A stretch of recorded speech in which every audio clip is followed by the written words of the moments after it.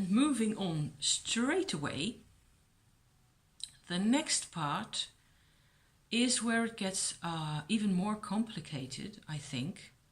The solar chakra itself is like a conduit or a signpost even for a very bright cosmic white energy, what I call a white light. You could call this a white ray if you're into that type of thing. Like there's the violet flame, that type of thing. Let's call this a white flame. Fine, that'll do perfectly. The white flame is impersonal. So where the solar chakra, which is outside of our bodies, right, is still personal. It has the character that I need. It has a relationship with me. I have a relationship with it. You have a relationship with yours. There is no way that you could interchange these things and it will still work. It doesn't make any sense, but even imagining that, every solar chakra is absolutely personal, attuned to you. So that's one thing, and that's why it is a conduit and like a signpost, because beyond it or deep inside it or over it is the source, I suppose you could say, of the white flame, which is impersonal, which would work the same for everybody. The better we can access the white flame, the better we can help others, to the extent that that is a good idea, because most times people need to work out their own shizzle without us, way better. And through the course of the time, everybody just loves nothing better than to complain about how bad their lives are. So that's all part of, I always want to solve everybody's problems, but better not. Better let them, yeah. I suppose it's just a nightmare for most of us anyway. So all this, because this white light, sometimes I need it. Sometimes the white flame is the only thing I can do to take me out of a situation or to get rid of a particular type of influence. And it applies anywhere. And if I am trying to help my husband, for example, like I said in the previous video, with him, if he's had 20 phone calls, one on top of the other, like that, in a sequence, he gets very tired, because there's a kind of mind space which becomes completely full of the information really pertaining to all those people and all those activities and all those things he has to take care of for everybody. And there's it becomes almost like a type of concrete where it weighs him down. And so if it's really necessary, then I will sort of try and access this white light, this white flame energy, and project it towards that area of his personality. I don't necessarily have to do this often, because I want to mess with things as little as possible. I would rather have him sort it out for himself. But when he's really miserable, I can do that. And I can sort of, especially when there's been really bad phone calls, there's no need for people to suffer. I mean, other than there's the relationship thing that's in the phone call, okay, or in the interaction with those people, that's personal. That's even sacred, I should say. If there's problems there, nothing is going to touch that. But the charge, the pain of the interaction and the loss of sovereignty that we sometimes suffer through those type of interactions, that's something that can be helped with a dose of the white flame. Or because all it does is realign us reconnect us with our proper, our own destinies, rather than being completely torn along into everybody else's destinies and their stories and their attachments and their identifications and all the rest of it. It's not our business the way they lead their lives, and it's not their business the way we lead ours, okay? So to me, all that is completely self-evident, normally. Lengthy introduction. The white flame can be essential when we go down into the earth. Now, over the top of us is the solar chakra, like I described earlier. Underneath us, underneath our feet, is what is called the Earth Star chakra. That's an official name. That's a normal name. You can Google Earth Star chakra and they will tell you about it. However, there's quite a number of different chakras that are described. There's a system, if you Google 22 chakras or something like that, you will see pictures where there's a person sitting and there's a number of chakras. Actually, there's 7 chakras inside the person and 7 underneath him or her and 7 over the top. I don't buy any of this. The only interesting thing about it, it's all my opinion. Huh? If you have a different experience of this, please let me know, or let's talk about this. For now, I'm just talking about this because so far I don't think anybody really goes into this stuff or describes their experiences with things, which I think is a pity. So, coming back, the Earth Star chakra has a completely different function to the solar one, to the extent that it has actually, it links us to the earth. So if you go to a course for intuitive development like I have done, they will teach you to ground, so to find and feel a connection between your tailbone and the core of the earth. As you sit there, okay? You can just sink down this cord, and there is also some type of feeling attached to this cord most of the time, and that can vary slightly. That's what they will teach you in those classes. Very helpful. I've followed those for several years, and I would never have gotten here without that. It was extremely helpful. However, they didn't teach me anything about the Earth Star chakra, and I was reading about that and reading and interneting and stuff, and I didn't really get any further. And at some point, because I had already done this solar chakra work and done a bit of exploring with the aura and the way things felt and what it feels like, also to go to the refuges and what the difference is in perception, that it becomes much clearer from closer to the refuge, that you can see those things much better.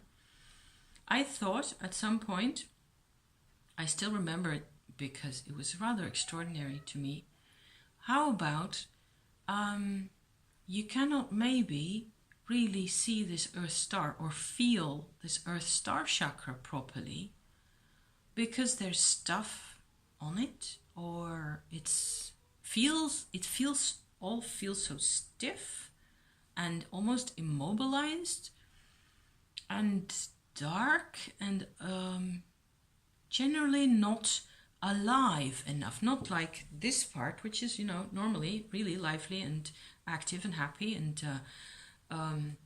all sorts of things going on the whole time. Down, so under my feet, in the surface of the earth is like this, okay? And like this much of the grounding line, and this much would be like a yard down or something like that.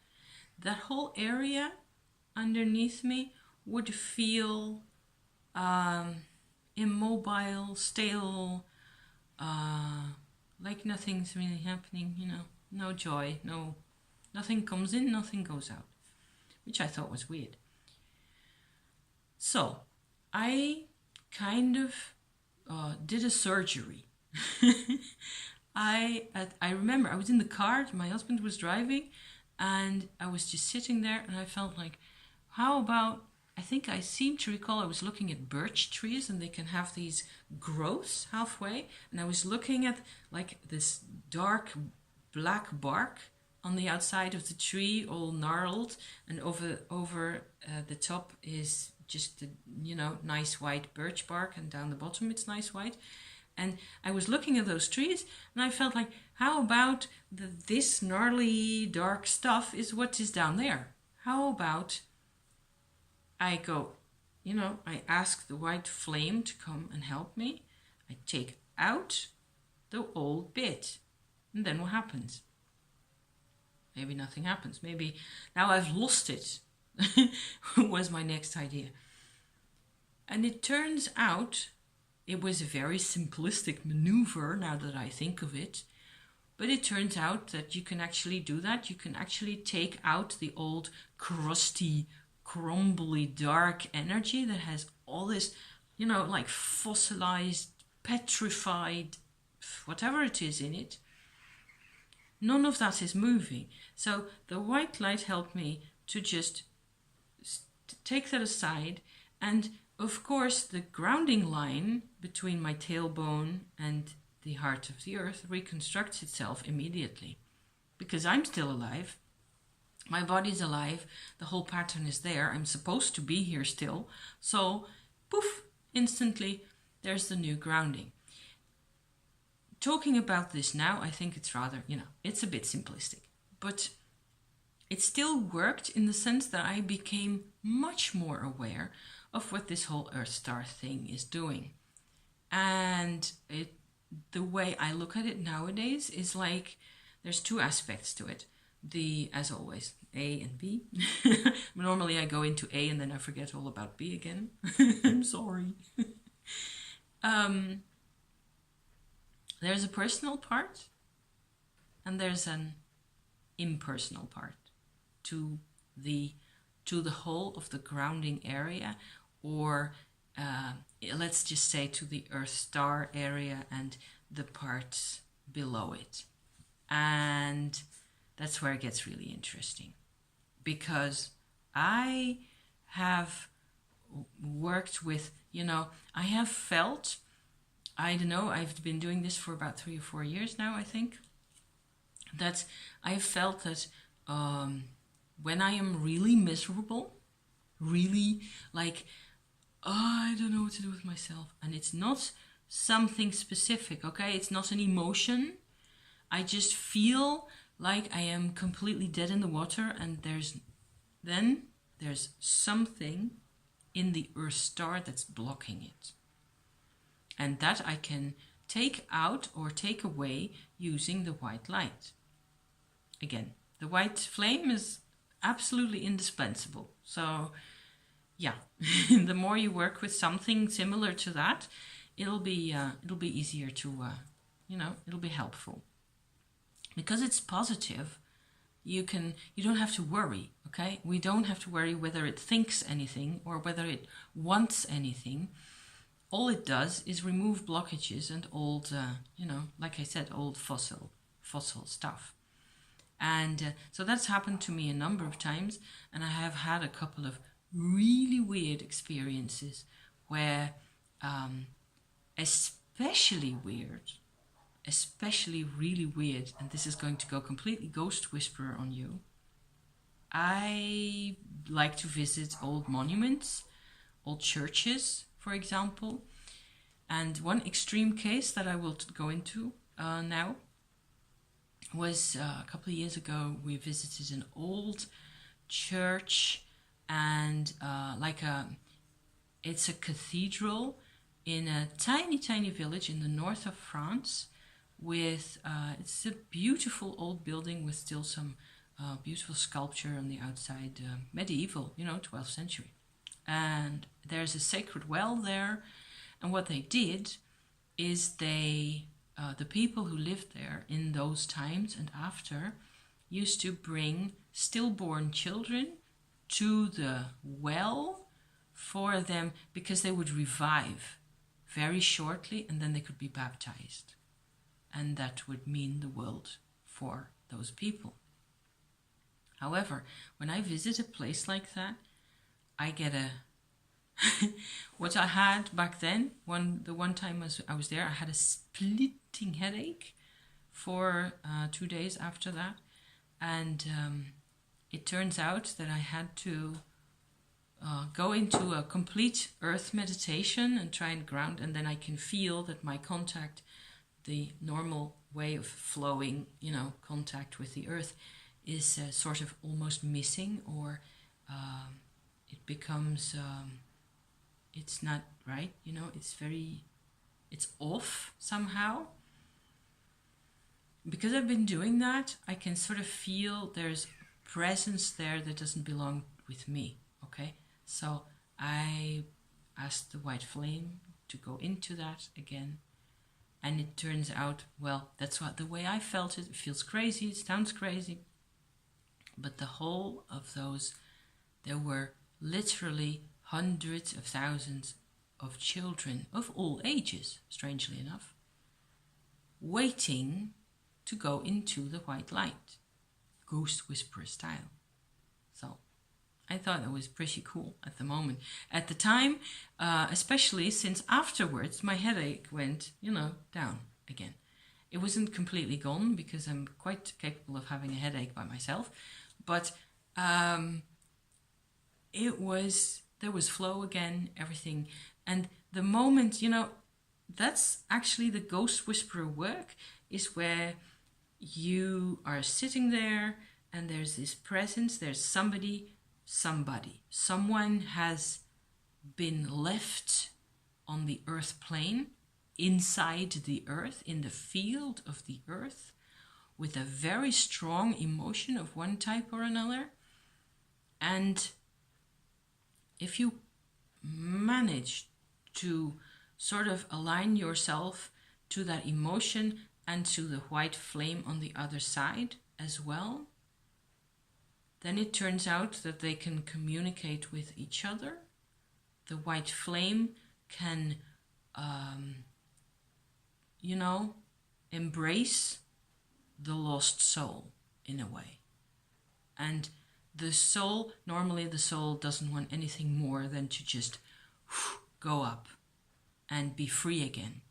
Because it has been limited. That energy or that vibration of that person, whoever it was, whatever, I have no idea.